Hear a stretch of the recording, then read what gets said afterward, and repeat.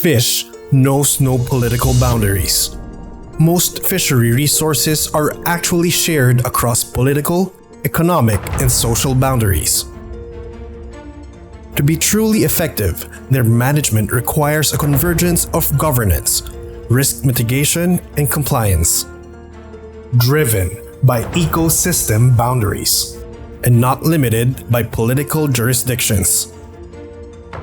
The convergence of institutions supported by appropriate mechanisms addresses the challenge of managing at ecosystem scale within the limitations of the current management jurisdictions that are delineated by political rather than ecosystem boundaries.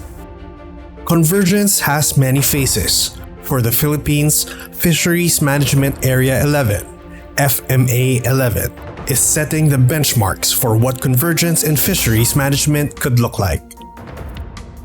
FMA 11 includes 3 key fishing grounds: Visayan Sea, Tanyon Strait, and Guimaras Strait, bounded by 90 cities and municipalities. There's a long history of alliance building among the local governments that hold jurisdiction over this area, particularly the Visayan Sea. In my first run as mayor in 1998 to 2007, we organized the Inter-LGU Alliance we call Northern Iloilo Alliance for Coastal Development. We now call this the Northern Iloilo Alliance for Development Incorporated. We are looking beyond political boundaries of the NIAD because we have a bigger organization spanning the provinces of Masbate, Negros, and Cebu, Northern Cebu. To achieve the target of this ecosystem approach, we really have to coordinate, collaborate, and communicate with other provinces. An even broader convergence emerged in 2017, with national government agencies and other stakeholders coming into the picture. Ang kagandahan po ng Visayan Sea, the Region 6 office of BFAR was very proactive in managing the Visayan Sea area. They treated Visayan Sea as if it were already an FMA in itself. So, mandali yung pag-ease into the FMA level of management because Visayan Sea was already set up. So there was a covenant signed by the 5 governors with our national director, Director Gongona, to jointly manage the Visayan Sea as one ecosystem. And then pumasok yung partners, non-government organizations, DILG, DNR, and other stakeholders. So we already went through the planning process. So doon din kumuha ng mga lessons learned namin when we upscaled to the FMA 11.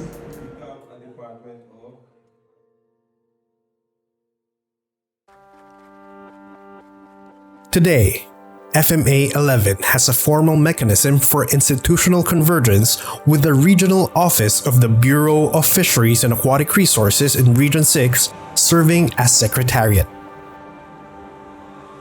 The FMA 11 Secretariat actually has convened the key management groups na kailangan as mandated by law, the management board, ang ating scientific advisory group that will provide technical advice to the board, and also the technical working group that provides naman yung groundwork sa ating FMA board. Bringing together stakeholders with diverse needs and interests, including nearly 100 local government units, is always challenging, and more so in a global pandemic. So mahirap siya, puro virtual. in as much as we want to be participatory, konti lang ang makaka-join kasi nga yung may internet access lang, no? So there's a challenge also in coming up with agreements, no? Kasi nga kailangan pang kunin yung buy-in and support ng iba't ibang members ng management board and even at the different groups.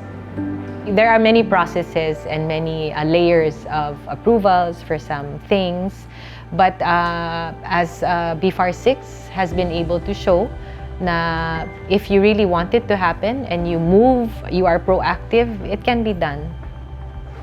The USAID Fish Right program, no, has contributed a lot, no, especially for building the capacity ng people behind, no, the FMA. So it's a great help, no, na meron tayong extra hand at the provincial level, no, nag-support ng mga activities natin at the provinces. It pushed us to do more. And with their guidance, we are confident that our plans, programs, and activities on the coastal resource management is effective. Maganda yung partnership kasi nagkaroon nga ng focus yung mga activities on the ground with the different consortium na nandun ngayon helping to achieve the different goals of the project. Nakikita na yung effect sa mga fisher folks, how they respond. Unti-unti naman sila nag-change. Yung fishing gear nila, pinapalitan nila into legal fishing. Yung mga people's organization, actually sila na yung nag-advocate eh. Nakikinig naman yung LGU. Napapakinggan ang aming mga suggestion at kung ano man ang aming mga hinaing. Talagang makakabenepisyo kami dahil sa FMA 11 na to. At sa tingin ko nga ito talagang walang ibang magbibenepisyo nito kundi kaming maliliit na mangingisda. Major fisheries management policies are now being implemented at the ecosystem scale or FMA-wide, including a closed season for sardines and harvest measures for blue swimming crab. So these two, no, ang sardines and blue swimming crab are the priority commodities natin sa FMA 11. We have consulted with the different stakeholders before napasa yung policies na yan. I truly see different offices and sectors working together, and they're very serious about the management. So I'm very hopeful for FMA 11 na may pag-asa ang ating fisheries. Well, we have already experienced that with synergy, we can achieve more. But if you are doing this alone, it is a very difficult job. But by collaborating, by coordinating, by communicating, and with dialogue, we can achieve more. It's time. It's time to CPR the coastal ecosystem of the Visayan Seas. When we speak of CPR, we need to conserve, protect, and restore the same. That's why this alliance of those provinces, they must come together in order to CPR the Visayan Sea.